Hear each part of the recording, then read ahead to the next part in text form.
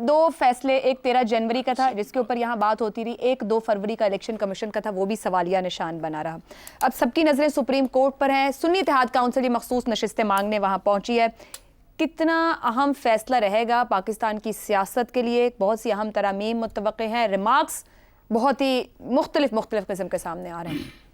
देखिए, जहाँ तक तरामीम को हम ज़ेर बहस लाना चाह रहे हैं, ये अजीब सी बात लगती है। नहीं, तरामीम को बहस में नहीं लाना चाह रहे, मतलब यहाँ जो भी फैसला आएगा वो आपकी पार्लियामान के अंदर नंबर गेम क्लियर करेगा। कल को कोई भी फर्ज करें ऐसा नहीं होता जो आपकी ख्वाहिश है। हाँ जी। और फैसला दूसरी जानब चला जाता है और फैसला सुन्नी कौंसिल के इत्तेहाद की तरफ चला जाता है, तो उनके पास भी तो कोई ऐसी तब्दीली नहीं आ जाएगी, कोई हुकूमत टॉपल हो जाए, सेनेट में कोई तब्दीली आ जाए, पंजाब की हुकूमत ही ख़त्म हो जाए, मरकज़ में हुकूमत टूट जाए, ऐसा कुछ भी नहीं होने जा रहा।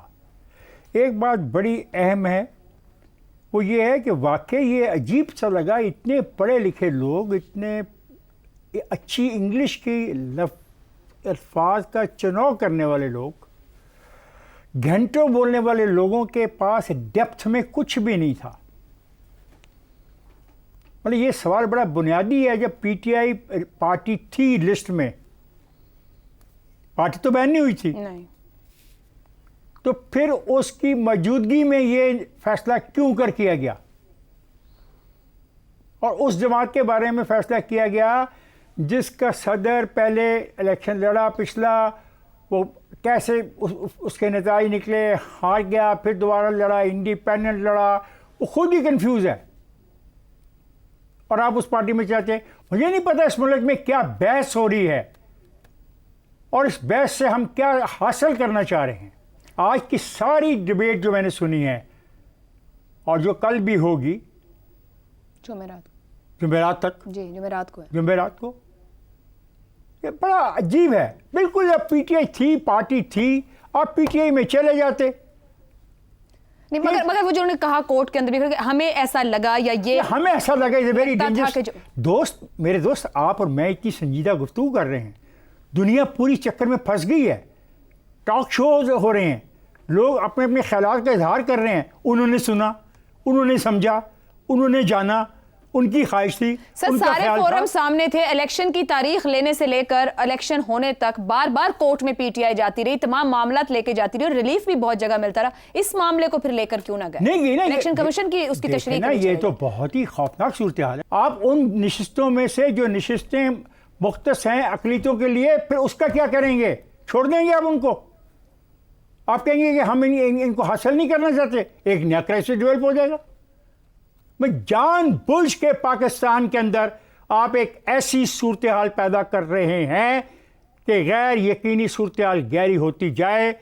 जो गैर मुल्क मदद करना चाहते हैं वो 100 दफ़ा सोचें और समझें कि क्या ये लोग इस काबिल भी हैं कि अपने पार्लियामेंट को भी चला सके, अपने आइन के ऊपर अमल भी कर सकें, क्या अपने इंतखाबी नताइज को कभी भी मान सकें। अफसोस की बात है। और मेरी जो नस्ल है और जो मेरे नौजवान हैं, उनको हम क्या सबक सिखा रहे हैं? क्या उनके पास चॉइस है मां सवाए एक दूसरे की भद उड़ाने के? मैं सियासी सवालात की बात कर रहा हूं, ठीक, मैं कानूनी या आईनी सवालात की बात नहीं कर रहा। वो सियासी सवालात लेके आ रहे हैं तो उलझाव को बढ़ा रहे हैं। प्लीज उलझाव मत बढ़ाएं, मामलात को आगे जाने दें और ये जो सूरत हाल है इसे निकले। दुरुस्त हो गया। तो बड़ा हम सवाल बनता है कि मामला सुलझने की तरफ बढ़ेगा, उलझाव कम होगा। शहजाद साहब, दरखास्त गुजार इस वक्त सुन्नी इत्तेहाद काउंसिल है सुप्रीम कोर्ट में, मगर पाकिस्तान तहरीक इंसाफ अपने मुतालिबात और तहफ्फुजात के साथ डिबेट वहां पर ये हो रही है, एड्रेस वहां पर ये सब कुछ हो रहा है। आपको लग रहा है कि मामलात स्मूथ कंक्लूजन की तरफ जाएंगे? ये तो बहुत मुश्किल सवाल आपने पूछ लिया कि उस तरफ जाएंगे जिसको आप स्मूथ कहेंगी। मुझे नहीं पता आप किसको स्मूथ कहेंगी, लेकिन सवाल आपका इंटरेस्टिंग है और मैं इसको एकेडमिकली हैंडल करना चाहता हूँ, नज़रियाती तौर पर हरगिज़ नहीं, क्योंकि इस वक्त बहस जारी है सुप्रीम कोर्ट में और हमें बहुत एहतियात से बात करनी चाहिए। आपने पूछा कि सियासी खुदकुशी की है या नहीं। मुझे नहीं पता सियासी खुदकुशी कहेंगे या सियासी फांसी कहेंगे। ये फैसला तारीख और आइंदा का तारीख दान करेगा कि खुदकुशी थी या फांसी थी। ठीक। जब आप किसी पार्टी का हक छीन लेते हैं इलेक्शन लड़ने के लिए, एक सियासी पार्टी का किसी भी इलेक्शन लड़ने के लिए, तो फिर उसकी हैसियत खत्म कर देते हैं, तो फिर उस सियासी पार्टी के जो फॉलोअर्स हैं, जो मेंबरान हैं, उनके हकूक मुतासर होते हैं। ये तो एक बुनियादी हकीकत है, इससे तो कोई मेरे ख्याल में नहीं, हम इनकार नहीं कर सकते। सवाल ये पैदा होता है कि 1971 में या 1970 में शेख मुजीबुर रहमान मशरकी पाकिस्तान के अवामी लीग के लीडर थे, और ये वाज़ेह था कि 6 नुकाती प्रोग्राम के तहत ना सिर्फ ऑटोनॉमी चाह रहे थे, बल्कि उसके पीछे एक उनकी ख्वाहिश थी कि मशरकी पाकिस्तान को अलहदा बन कर दिया जाए और एक अलहदा मुल्क बना दिया जाए। उन हालात में भी शेख मुजीबुर रहमान को गद्दार ज़रूर कह दिया गया, उससे पहले या उसके बाद इलेक्शन के बाद ही, लेकिन उस पार्टी को कभी इलेक्शन से हिस्सा लेने से रोका नहीं गया।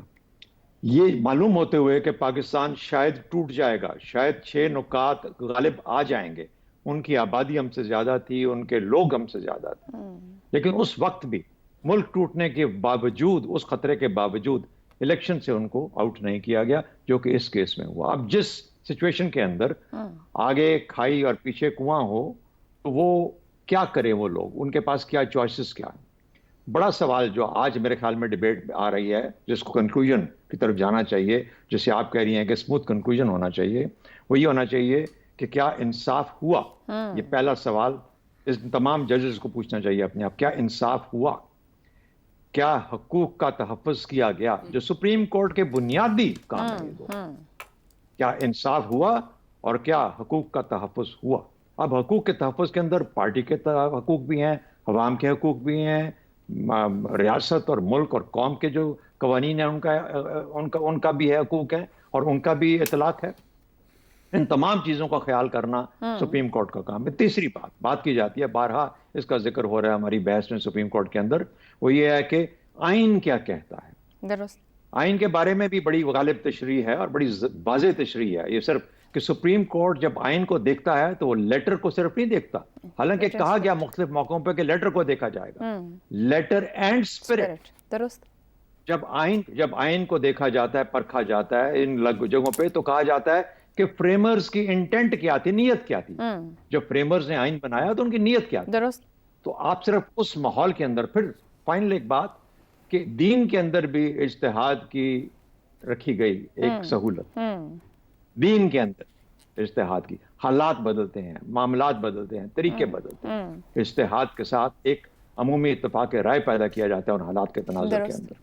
तो आज इस मुल्क जिस मोड़ पे खड़ा है, हम उसके अंदर लेटर को लेके चलेंगे या उसकी स्पिरिट के हिसाब से मुल्क की तरफ हम फायदामंद लेके जाएंगे। तो इसलिए जब बल्ले का निशान छीना जाता है बदकिस्मती से, तो आप एक ऐसा, ये वो एलिफेंट है इन द रूम जो कि इस वक्त सामने हर जज की जुबान पे है, लेकिन मुंह से निकल नहीं रहा इस वक्त। लेकिन कभी ना कभी ये सब लोग उस तरफ जा रहे हैं, निकाल लेंगे इस बात को। गलत हुआ, क्या इंसाफ हुआ, मुझे नहीं लगता। उस वक्त सबका ख्याल ये था कि यार ये ज्यादती हुई, ये नहीं होना चाहिए था। मेरा ख्याल है कि वो ज्यादती हुई, और शायद वही बुनियाद बनी इस सारे झमेलों की और इन तमाम उलझाओं की जिसके अंदर हमारे फंसे हो। सर, क्या हम इलेक्शन के बाद की, जब आप लेटर एंड स्पिरिट की बात करते हैं, क्या इंसाफ हुआ, हुकूक का तहफ्फुज हुआ, जो डिबेट हो रही है वो ये एंगल भी दे रही कि इलेक्शन के बाद क्या वोटर के हक का तहफ्फुज हुआ, क्या वोटर को इंसाफ मिला। हम इलेक्शन से पहले उस जमात ने जो इंट्रा पार्टी इलेक्शन करवाना था उसको मुकम्मल माइनस कर सकते हैं, जो बतौर जमात उस सियासी जमात की जिम्मेदारी थी इलेक्शन अपने अंदर करवाना, दुरुस्त चॉइसेस लेना, इलेक्शन के बाद सही जमात में शामिल होना। क्या उनके फैसलों को पीछे रख के सारी जिम्मेदारी सुप्रीम कोर्ट पे रखेंगे तो नताइज काबिल कबूल रहेंगे? मेरा अपना ख्याल ये है कि ये प्रॉब्लम जो है क्रिएट किए जाते हैं ना, कोई बुनियाद बनती है ना, ये कहाँ पे फैसला, किसने फैसला करना था कि ये जो मेंबरान है ये सुन्नी इत्तेहाद में जाने चाहिए, पीटीआई में क्यों नहीं रहते। पीटीआई अगर पार्टी के तौर पे इलेक्शन लड़ती तो ये सब पीटीआई के मेंबरान होते हैं ना।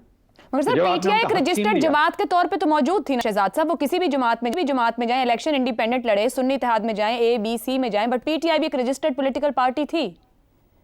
जब आपने एक बीच बाजार के बीच चौक के एक फोड़ दिया कुछ गंद वहां पे, तो उसके बाद तो फिर उसकी छींटे पड़ेगी हर तरफ ना, लोग भागेंगे। उनको नहीं पता ये हंडिया फूटी है या बम फूटा है। दुरुस्त। फिलहाल तो लोग अपना, तो इसलिए मेरा ख्याल है कि बुनियाद पे दे जाना चाहिए। बुनियाद जब आपने मामलात को किसी खास नज़रिए के साथ एक तरफ ले जाने की कोशिश की तो मसाइल पैदा हुए और उन मसाइल का आज पाकिस्तान शिकार है। ठीक तो मेरा ख्याल है कि ये तो वाज़ेह चीज़ है। और बाकी जहाँ तक हाँ गलतियाँ उनसे भी हुई। और किसके इलेक्शंस मुझे बताइए, जब ये बात की जाती है कि अच्छा सब इलेक्शन ऐसे ही होते हैं जिस दुरुस्त हो तरीके गया। से किसी एक पार्टी के हुए तो कहा जाता है, मगर उनका केस हमारे सामने तो नहीं है। यानी ये कहाँ मतलब क्या देयर इज level नो है? एंड टू दिस किस level डिबेट। के- दुरुस्त हो गया शहजाद साहब, जवाब दे तो इस वक्त वो जमात है जिसके मसाइल हैं और इस तरह सभी जमातों के मसाइल कभी ना कभी रहे और उनके ऊपर भी दरवाजे बंद होते रहे। तो ये फिर अंडरस्टैंड करने की जरूरत थी पीटीआई को कि कितना ज्यादा जिम्मेदारी का इजहार करना था अपने इंट्रा पार्टी इंतखाबात को लेकर।